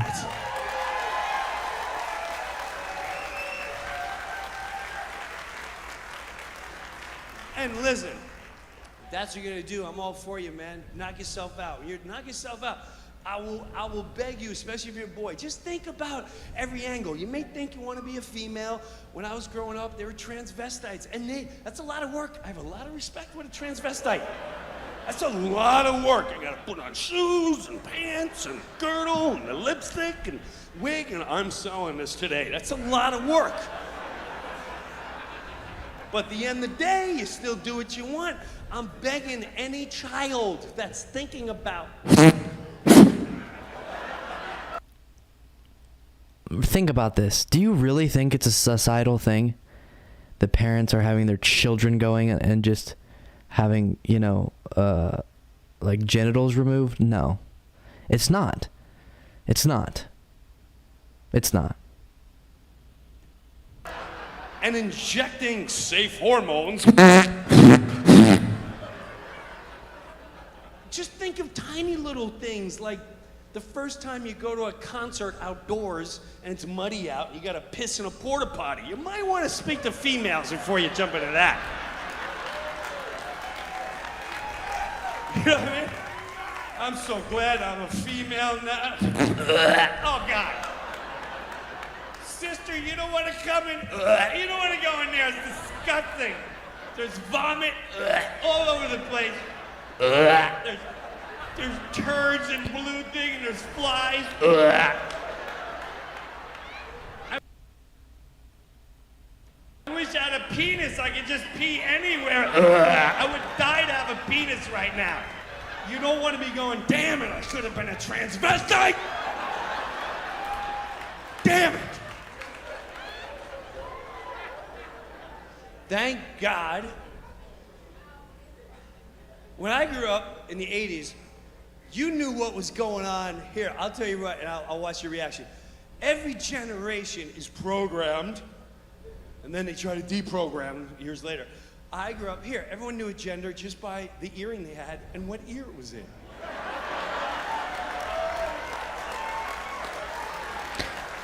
I don't know why I feel like commenting on this, but that's not true. The stereotype was the earring, depending on which ear it was in, was if you were straight or gay. Not which gender you were. I'm a knucklehead, but I was a real knucklehead back there. I'll tell you exactly what I had on, okay? I had a dangling cross earring. Left ear. That was the left. Yeah, I know who you are. I see you. I see the hole still in there.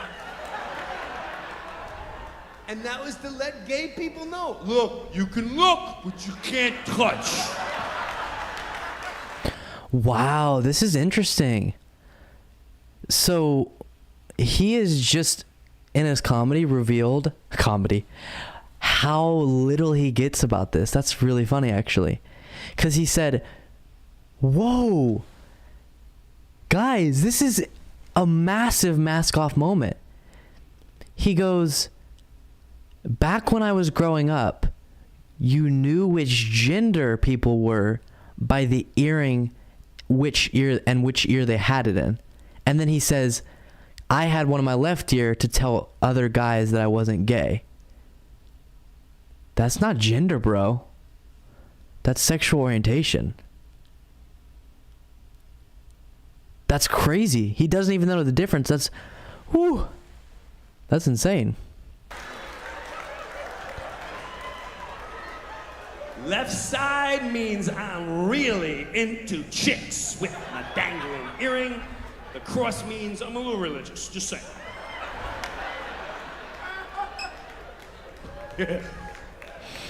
And then if you were gay, you put it in your right ear to let everyone know, hey man, I'm gay.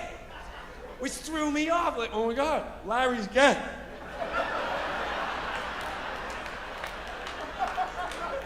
How did you not know? He's a good kickball player. I didn't know he could play kickball and be gay. I judged him, I didn't know. And if you had an earring in both ears, you're like, whoa, I don't know what they're into.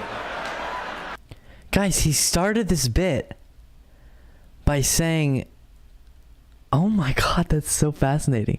He started the bit by saying you could tell which gender someone was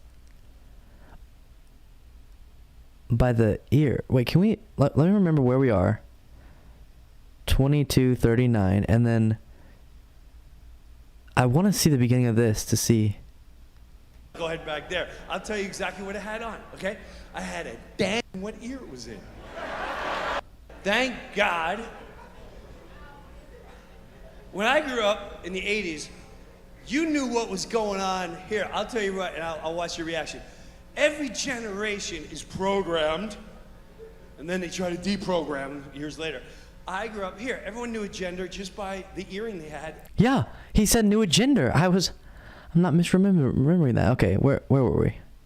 2250 or something? I forgot already. As a little boy, I remember watching Elton John. I had no clue. No clue.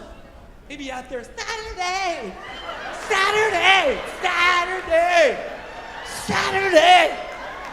Up on his piano, Saturday.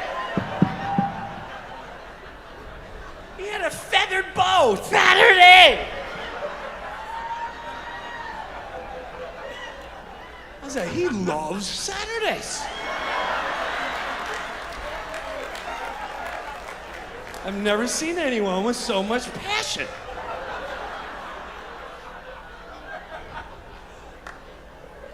And then the 80s, he put the earring in his right ear and went, Elton John's gay!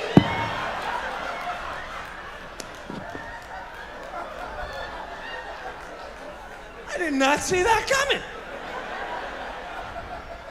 Didn't make me stop listening to him. Good Lord Almighty. Every generation is programmed. And then they want you to deprogram years later. It's a cycle that continues that no one catches on to, because the trick is you forget about it by the time you get older. Like, I grew up in, first of all, the new generation, they have their own words, they listen to certain music. Whatever. My daughters, it's just different. It's what they're being programmed. The new word is dead ass. My daughter will go, Dad, I gotta get gas, dead ass. This could be funny. Hopefully this is funny, because it is funny the differences in language we use.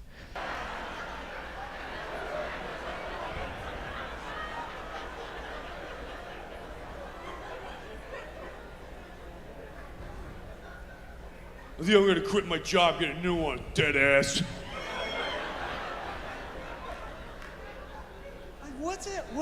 What is dead ass?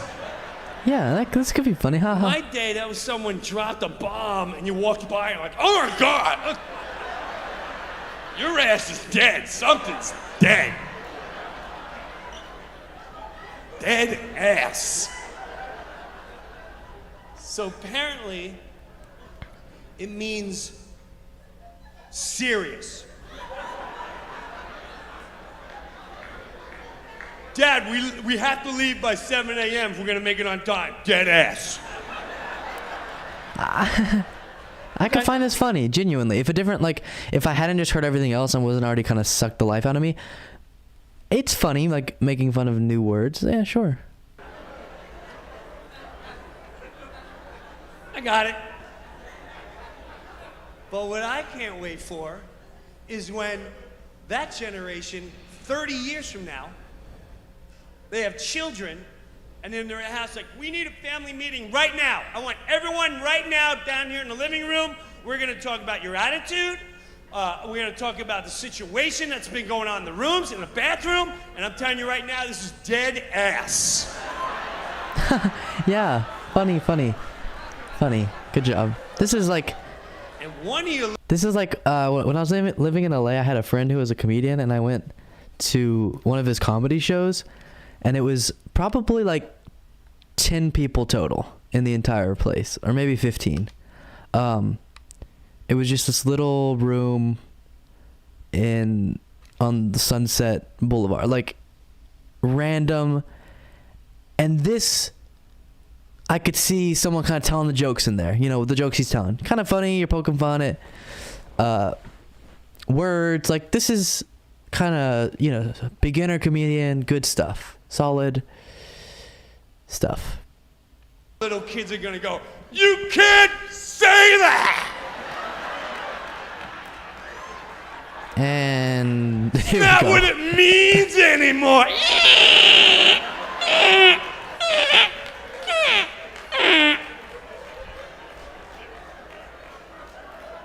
Yeah, but in my time, your time don't count anymore.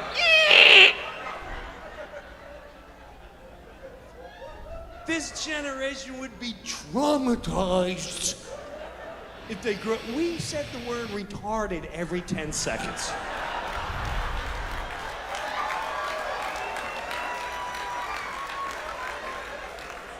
You know how hard it is for me not to call my kids that word sometimes?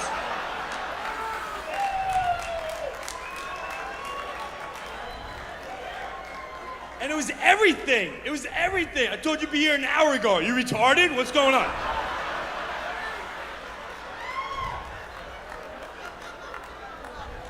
A kid fall off the bike. He had no sympathy. He's riding down the bike and...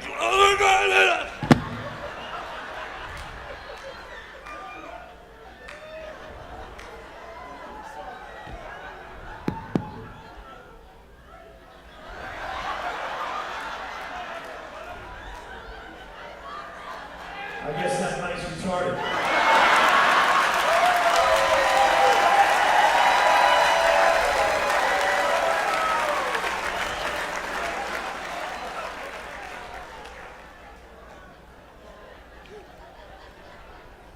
Teachers would call the students retarded in the classroom.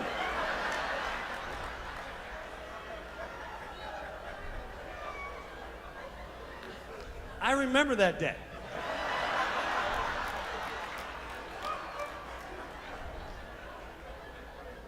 Jim Breuer, you had 6 weeks to work on this.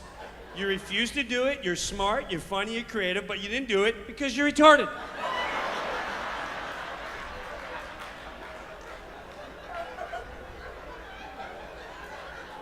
And all the other kids are, you call him retarded. You call Breuer retarded. Oh my God. And that's what I'm putting you on your report card, and you can show that to your parents. Even though I recognize that it's true, the R word definitely was commonly used and now it's not. Really? Your teacher said that to you? That doesn't seem appropriate. Like, I get that everyone was using it, you know, to say, like, to insult people, but your teacher said that to you? Really? Hey. Parents. Do you have a report card? Yeah, but don't say nothing. Look at it in private, not in front of all the aunt and uncles, please. Oh, this is nice. He's retarded in everything but Jim.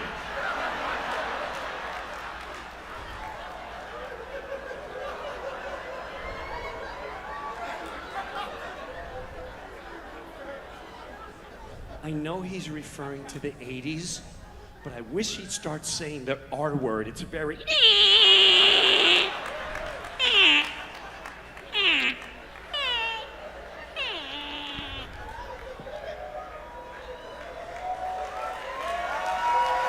Okay, Jared says he could see a teacher saying it. Maybe I'm wrong. I guess so.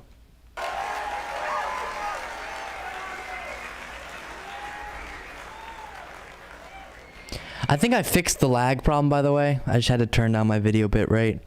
I wish I'd done that a while ago. Apologies. I spoiled my kids. I ruined it. I gave them too much. That's my fault. It's our fault. I grew up blue collar. My history is so much different than my kids. I told my kids growing up, I asked God, I pray to God that they have half the childhood I did. And financially, we had nothing. I was a mistake. My mom has no problem. Yeah. No, my mom would tell me after 3 gin martinis. This could be funny. My hand to God. I didn't. No, yeah, no, that was me. the lag was on my end. I've been trying to troubleshoot it, but I think it was just I was trying to stream it too high of a bit rate. You know what was going on growing up? All my siblings were like 20 years older. My nieces and nephews were my age and older, so I had like older kids going, "What's up, Uncle Jim?" That could be funny, yeah. It's hard now to judge the humor because I've already he's already like burnt my brain circuits with like the bad jokes, because then he could get off the dumb topics he was on and make what would otherwise be good jokes. Like, I guess it's pretty funny. Like, you can make a funny joke about how your nephew was older than you. I don't know, but now I'm drained already. Ma, who's that? That's your brother. That's a man.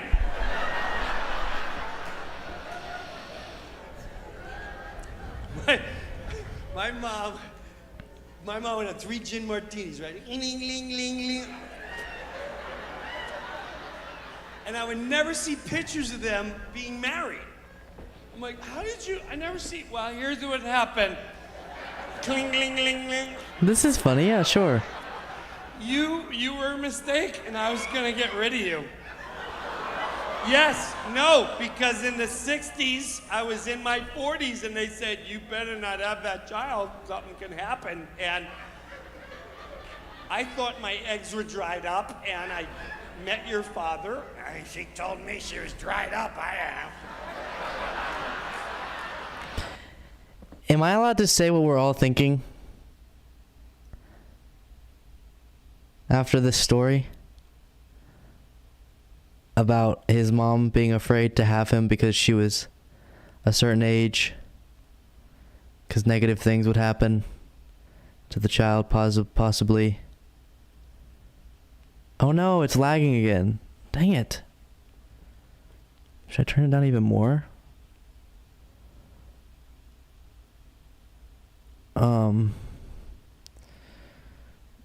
Maybe that's why this is seeming so weird. I don't want to say explicitly because it's kind of mean, but I think you get my point.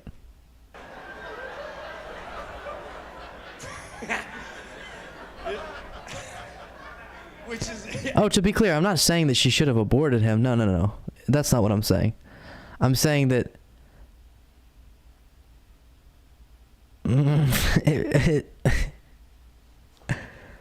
just nothing. Definitely not the abort thing, not at all.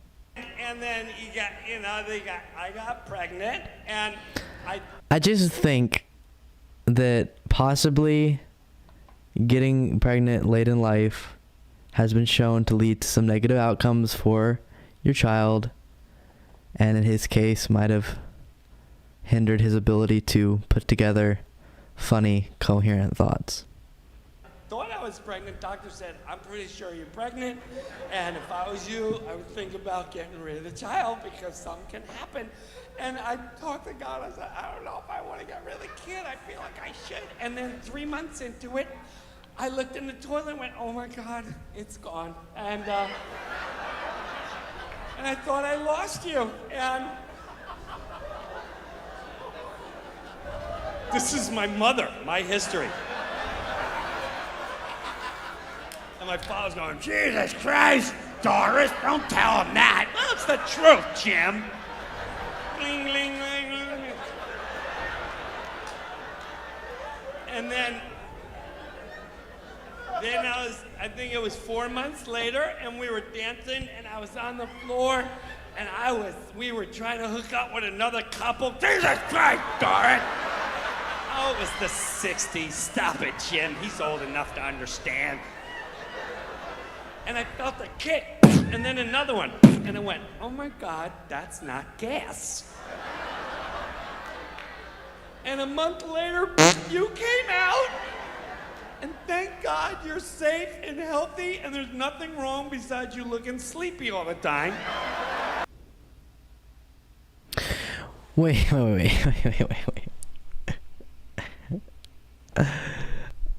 I know this is a joke, but can we break it down like it's serious? Are you saying? Are you saying that your mother didn't know she was pregnant until a month before she had the baby?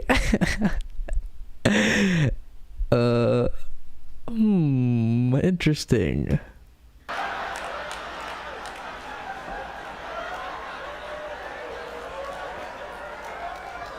You're a miracle. You're a miracle.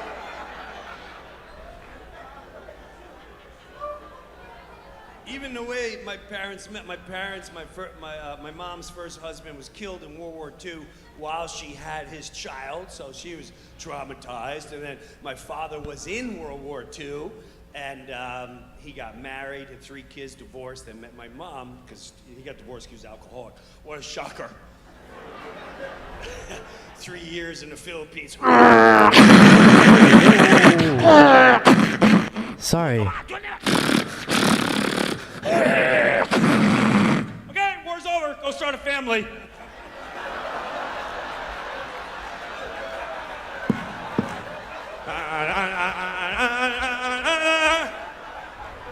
Hey, what's the latest Taylor Swift tweet?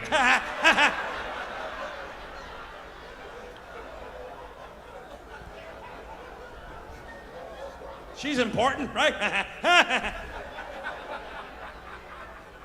Every 4th of July, he'd be like, I gotta find a quiet place. That's kind of sad. Oh.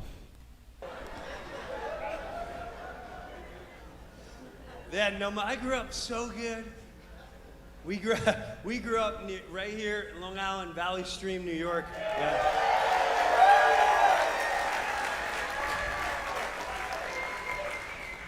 Like 6-7 miles from JFK Airport. Let me tell you something. I'm so blessed to have that upbringing because you had to learn how to get in a conversation real quick and get to the point as soon as possible. Because every 3 minutes between 7:30 a.m. and 7:30 p.m. was planes coming in for a landing right over your house. So if you were knocking on someone's door, hey, Jeffrey, go get your bike, because we're going to go in the next neighborhood. We're going to get a... What? I don't got time to explain. Just...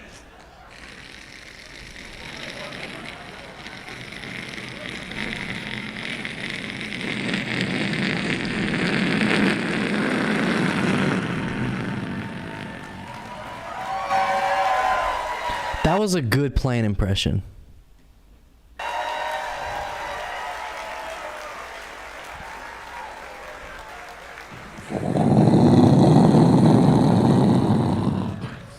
And then that would trigger all the dogs that were still out in the neighborhood. That's a good dog impression. Oh my god, she's getting better. We've gone from absolutely zero comedic value to some. Big dogs on the fence.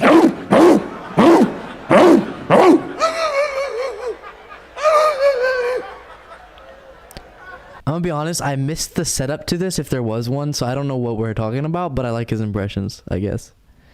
And then that would trigger some guy with no shirt, with his underwear. Larry, put your dogs in the house! Larry, put the damn dogs in the house! The planes are flying over! Don't look out the window, I know you...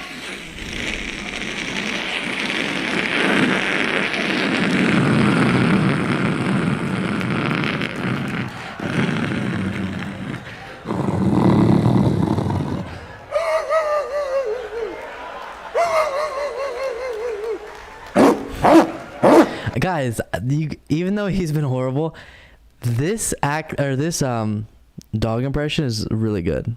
Put your dogs in the house! Every 3 minutes.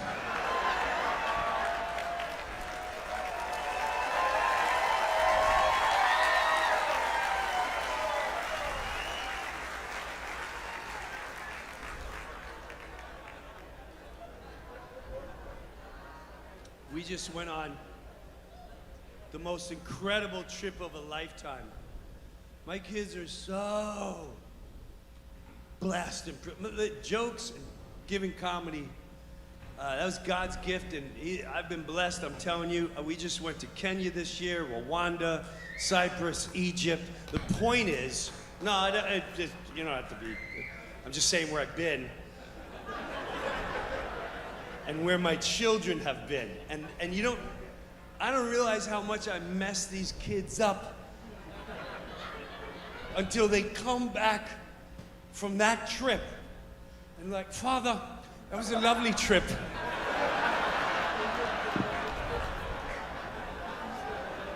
Pyramids were fascinating, and the history of Rwanda was quite educational. However, perhaps in the springtime we do something more tropical like Turks and Caicos. Okay, see, we're to good comedy, as long as he's done with his weird other stuff. Like, this is normal comedy.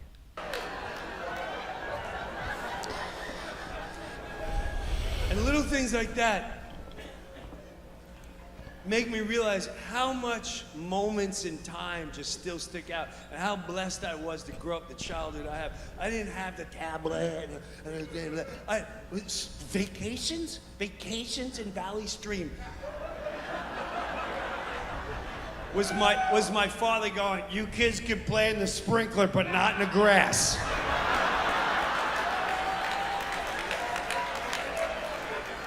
You can put it in the cement in the driveway and you can play there. And I was like going to Disney World. My father's bringing out the sprinkler! Are you serious? Dead ass!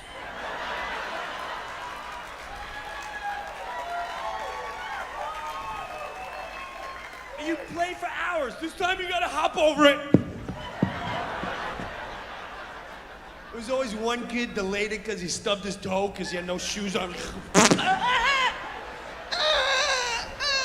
whole tip is hanging up. How can you not see the sidewalk cracked up? Are you retarded? How'd you not see that? What should I do? Just...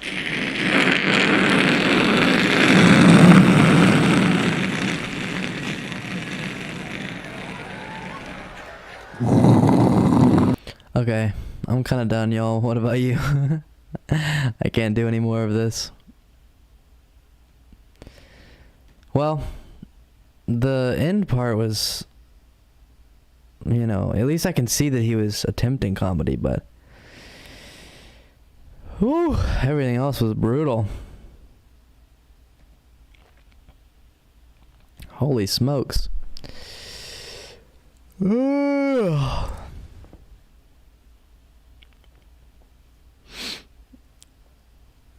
Do y'all want to do other stuff? Or are we absolutely fried from that? We can watch something else if you'd like. I want to see, I saw that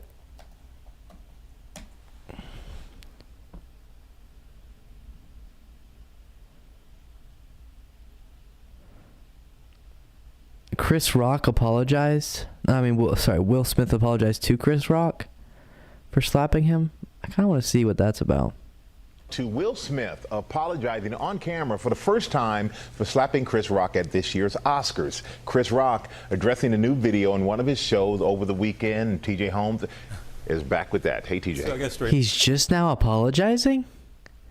Ew. No surprise. We hear from both of these men, and Will Smith is apologizing, and Chris Rock is cracking a joke. So no surprise there necessarily, but they're talking about the same incident. What's different here is that Will Smith, we're hearing his voice and seeing him for the first time in this apology. Yes, he sits down on camera and answers questions, but this was no interview.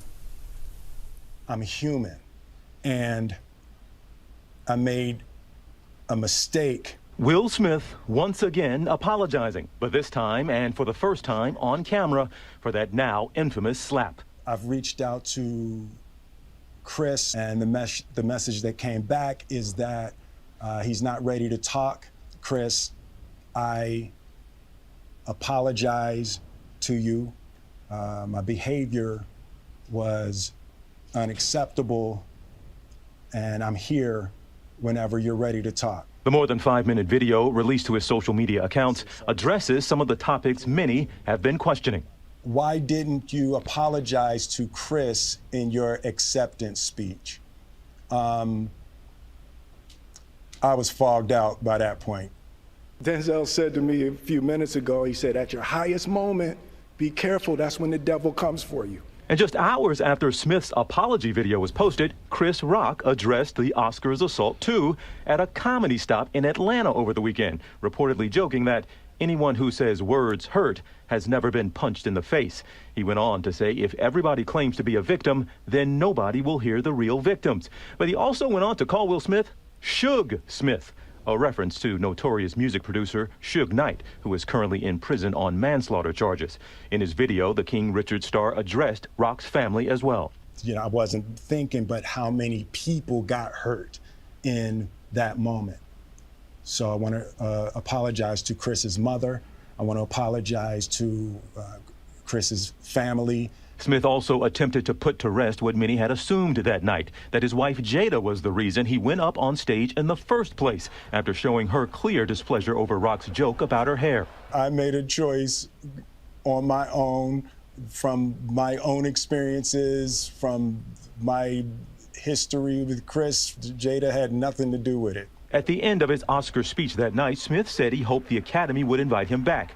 But the fallout had begun, ending with him resigning from the Academy and being banned from the annual event for the next decade. I know it was confusing. I know it was shocking. But I promise you, I am deeply devoted and committed to putting light and love and joy into the world.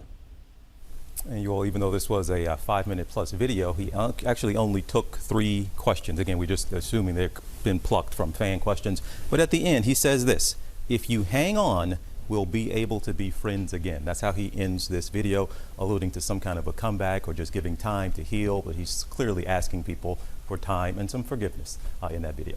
More to come. Interesting. Okay. I don't know why it took him so long to make the video. It's like nobody even is talking about that anymore. Should have done that a long time ago, my man. But better late than never, as they say.